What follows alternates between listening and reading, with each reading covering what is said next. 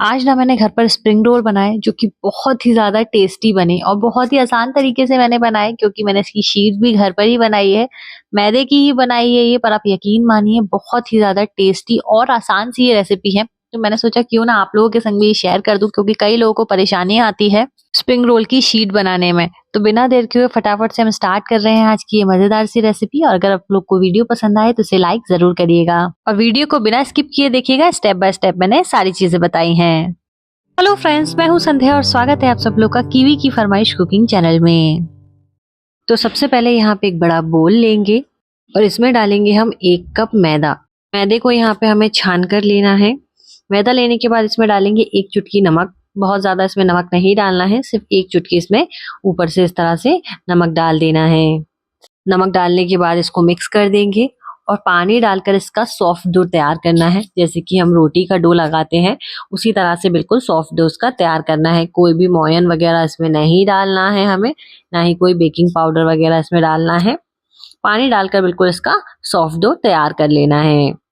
तो देखिए यहाँ पे इसका बढ़िया एकदम सॉफ्ट डो मैंने तैयार कर लिया है। बहुत ज्यादा गीला भी नहीं करना है इसको, बस 1-2 मिनट के लिए इसको अच्छे से नीट कर लेंगे और हाथों से इस तरह से बॉल बनाएंगे इसको और शेप देंगे इस तरह से।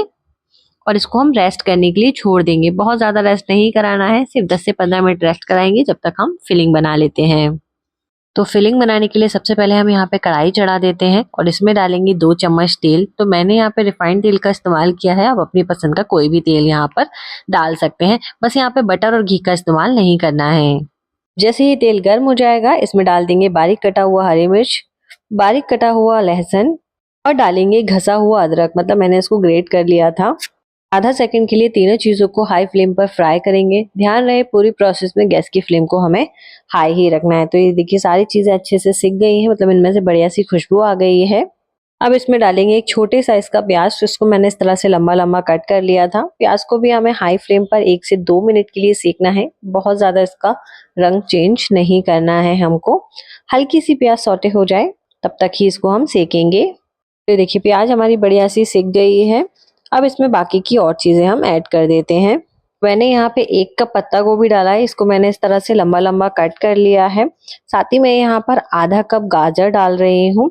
ऑरेंज वाला गाजर मैं यहाँ इस्तेमाल कर रही हूँ, आप रेड वाला भी इस्तेमाल कर सकते हैं। तो इसको भी मैंने लंबा लंबा कट कर लिया है और शिमला मिर्च को भी मैं यहाँ पर लंबा लंबा कट करके डाला है। तीनों चीजों को पहले हमें अच्छे से मिक्स कर लेना है। ये देखिए बढ़िया सा जब ये मिक्स हो जाएगा तो हम इसे ढक देंगे 2 से 3 मिनट के लिए। इससे सब्जियां थोड़ी जल्दी पक जाएंगी।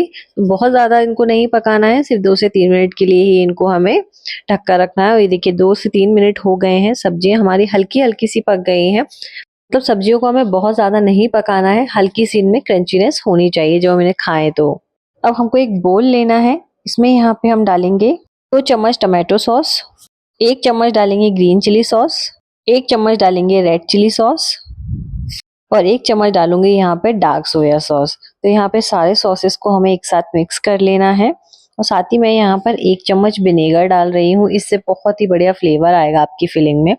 सारी चीजों को अच्छे से मिक्स करके एक बढ़िया सा हमें सॉस तैयार करना है। अब ये हमें फिलिंग में डालना है।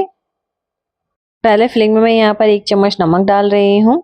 1 चम्मच मैंने यहाँ पे काली मिर्च डाली है, आप काली मिर्च का इस्तेमाल जरूर करें, इससे बहुत ही बढ़िया फ्लेवर आता है।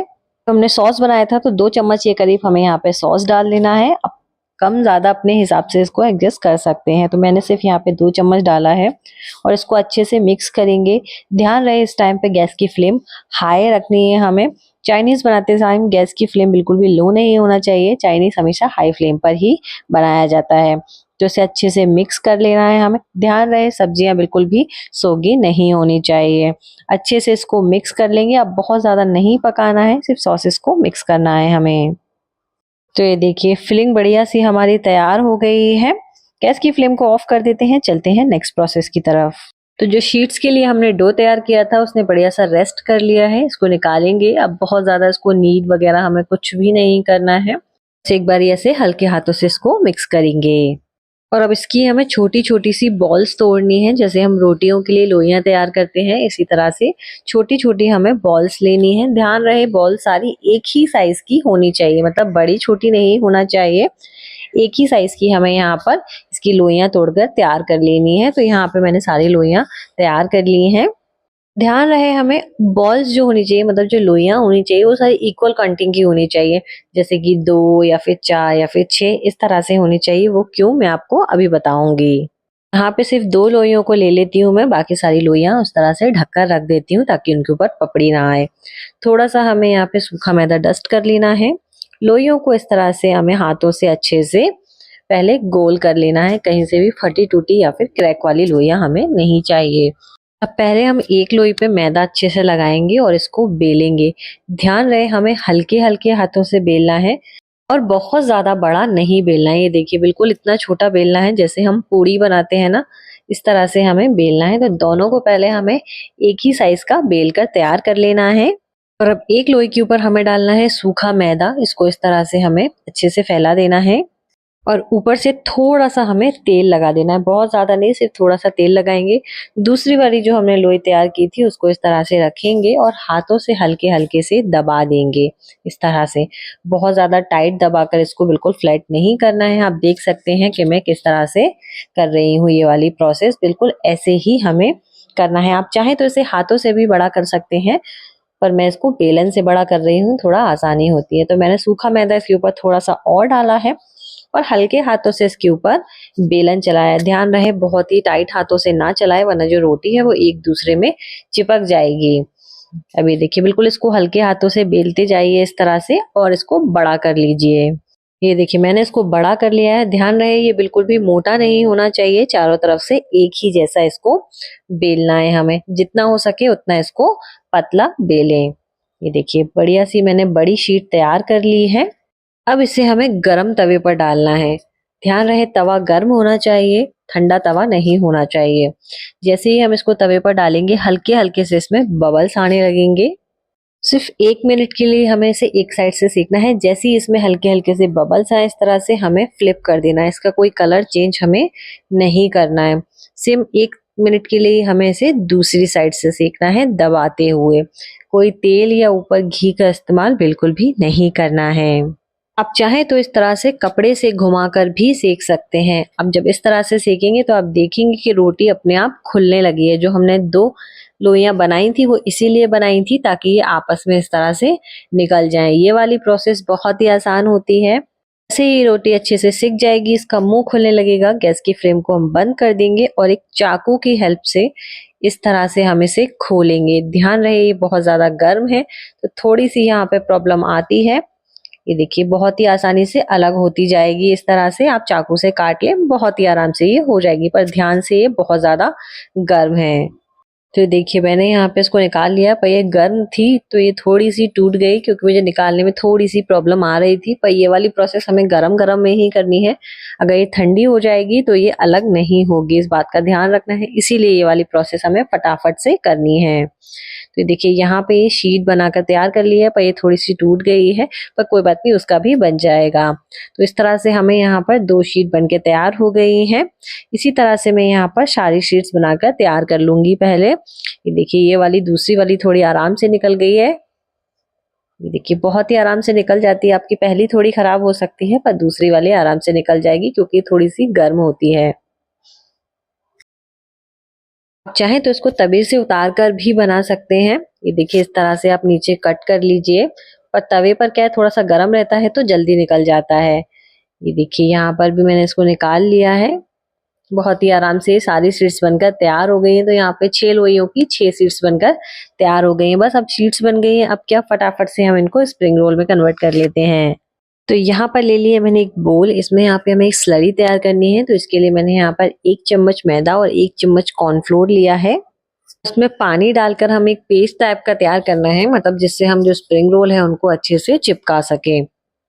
तो ये देखिए यहाँ पे मैंने ये पेस्ट तैयार कर लिया है। ये बहुत ज्यादा पतला नहीं होना चाहिए, ना ही बहुत ज्यादा गाढ़ा होना चाहिए। तो इसको रखते हैं साइड में। अब रखेंगे हम यहाँ पे शीट। तो ध्यान रहे जो साइड हमने तवे पर सेकी होती है, जो थोड़ी ज्यादा सेकी होती है वो वाली साइड को हमें अंदर रखना है, और जो थोड़ी सी कम सेकी होती है वो वाली साइड को हमें बाहर रखना है। तो यहाँ पर बीच में फिलिंग रखेंगे हम। तो फिलिंग बहुत ज्यादा ना रखें, मतलब 1 चम्मच के बराबर हमें यहाँ पर फिलिंग रखनी है, आप देख सकते हैं। और इसको इस तरह से हमें ऐसे फैला देना है। ये देखिए, आप देख रहे हैं ना किस तरह से मैं कर रही हूँ। यहाँ पे हमें स्पेस छोड़नी है, ऊपर की साइड थोड़ा सा कम स्पेस छोड़नी है। अब इसके चारों तरफ जो हमने पेस्ट बनाया है वो वाला पेस्ट लगाएंगे। तो आप ब्रश की हेल्प से लगा सकते हैं, मैं यहाँ पर उंगली से लगा रही हूँ, अच्छे से लग जाता है। तो चारों तरफ से हमें यहाँ पर ये पेस्ट लगा लेना है और अब इसको हम ऐसे फोल्ड करेंगे। ये देखिए, बिल्कुल इस तरह से अच्छे से दबा दबा कर इसको फोल्ड करना है, मतलब टाइटली इसको फोल्ड करना है। पहले ऐसे करेंगे और ये बिल्कुल इस तरह से इसको ज्वाइन कर देंगे और ये देखिए बिल्कुल इस तरह से इसको बंद कर देंगे। अच्छे से इसको चिपका देना है हमें और इसी तरह से यहाँ पे सारे जो सीड्स हैं उनको हमें भर लेना है। पहले में आपको हो सकता है प्रॉब्लम आए, बाकी दूसरा वाला बहुत ही अच्छे से बन जाएगा। बस अच्छे से इनको टाइटली चिपकाते जाना है, ये बिल्कुल भी नहीं खुलेंगे। तो यहाँ पे मैंने जो सारे रोल हैं वो बनाकर तैयार कर लिए हैं। अब फटाफट से हम इनको फ्राई कर लेते हैं।